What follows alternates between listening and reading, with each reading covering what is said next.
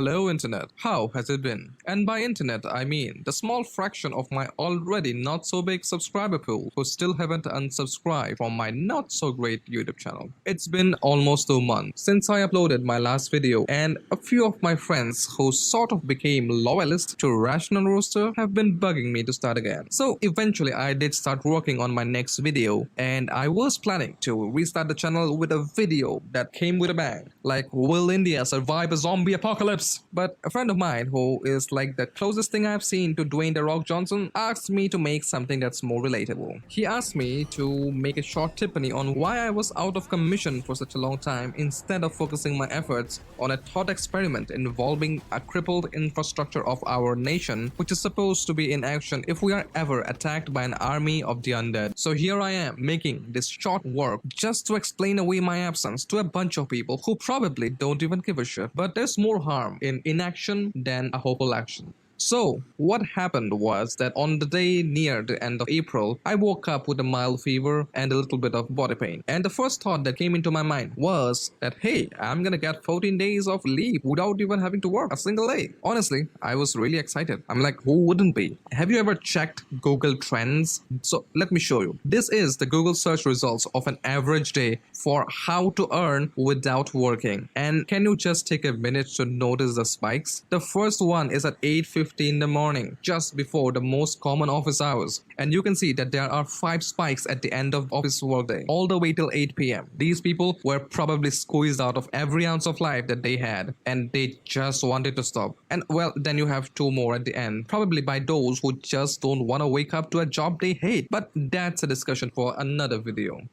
Anyway, as I was saying, so I was excited. Little did I know that that excitement was soon to be as fucked by what was about to befall me. Well, on 25th April, I was sure that I came into a non-consensual relationship with not so charming submicroscopic infectious agent with celebrity status. And gosh, it was nothing as I expected. It was freaking agonizing, profoundly overwhelming, and totally bone-crushing. And yes, I am talking about COVID-19, popularly known for not being real, known for being nothing more than a seasonal flu, and sometimes being the cause of a fake pandemic, despite over 170 million cases reported worldwide, with over 3.84 million deaths across the globe, with millions of families getting impacted by the economic shitstorm that came along with it. But hey, this is not a COVID awareness video, okay? We are almost at the end of it, but I would like to take this moment to share my condolences to everyone who had to fight this fight, and to those who had to see someone that they love fight this fight to their last breath. And I do pray that you may have the strength of 1,000 armies and the hope of 1,000,000 tears. Just be strong. And to those who for some reason still doesn't believe that COVID is real, well, that's okay. Just make sure you keep your beliefs to yourself so that you don't end up misguiding those who might eventually become a number in the ever-growing statistics of COVID cases, and so that you don't intentionally or otherwise condescend anyone who has seen their loved ones suffer and even give up. So please, if you are somebody who believes in conspiracy theories, just keep it to yourself. So yeah, that's how I came to know COVID is really real. Despite me having no doubts earlier, but still, it does give you perspective.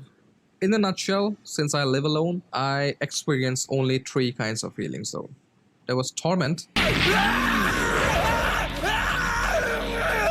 suffocation, and the sense of finality.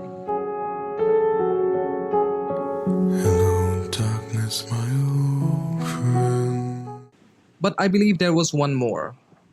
And I believe that was disappointment. Every time I used to go online to check on the world, among other sad stuff, I saw 2 things corrosive to society, unlike any other: presence of stupidity and absence of common sense, even from places and people you wouldn't expect. These are actually 2 things that Rational Rooster as a channel was intended to discuss, not to find a cure or something like that of course, but to attempt to make sense of things considering their context and circumstances. Even though this video did have some emotional bits, we do prefer to keep things stoic and sarcastic, mostly. And if you did watch this video till this point, YouTube is gonna recommend our future videos to you anyway. So if you are someone who gets annoyed by the stupid shit that happens around you and you want to join a community that openly discusses about these things, why not consider subscribing right now to join our never-ending search for common sense?